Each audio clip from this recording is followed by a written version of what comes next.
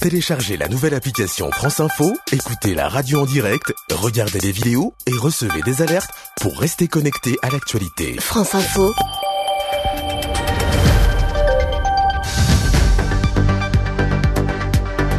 France Info. Midi 14h. Lucie Barbarin. Et quelle réaction à l'Assemblée nationale après la démission de la ministre centriste Sylvie Goulard. Les regards se tournent désormais vers François Bayrou. Doit-il rester en poste? On part au Palais Bourbon dans un instant.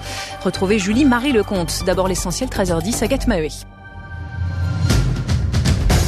Les réquisitions sont tombées dans l'affaire Grégory. Le parquet de Dijon demande le maintien en détention des époux Jacob, le grand-oncle et la grande-tante du petit garçon tué en 1984. Le tribunal rendra sa décision cet après-midi à 16h. Elle dit vouloir être libre de démontrer sa bonne foi. Sylvie Goulard ne fera pas partie du nouveau gouvernement, celui qui sera annoncé demain. Emmanuel Macron accepte la démission de la ministre des Armées. Sylvie Goulard, concernée comme d'autres élus MoDem au Parlement européen par une enquête sur des soupçons d'emploi fictif d'assistants à Bruxelles.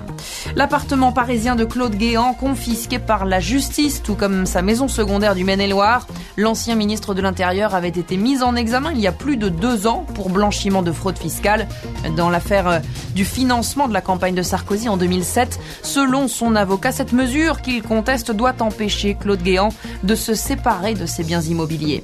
26 journalistes tués en Irak depuis 2014. Reporters sans frontières le rappelle.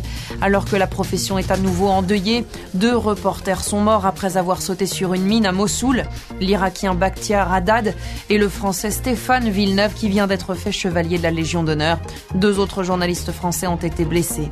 Et puis la moitié de la France toujours sous la canicule. 51 départements restent en vigilance. La nuit dernière, des records de chaleur ont même été battus pour un mois de juin.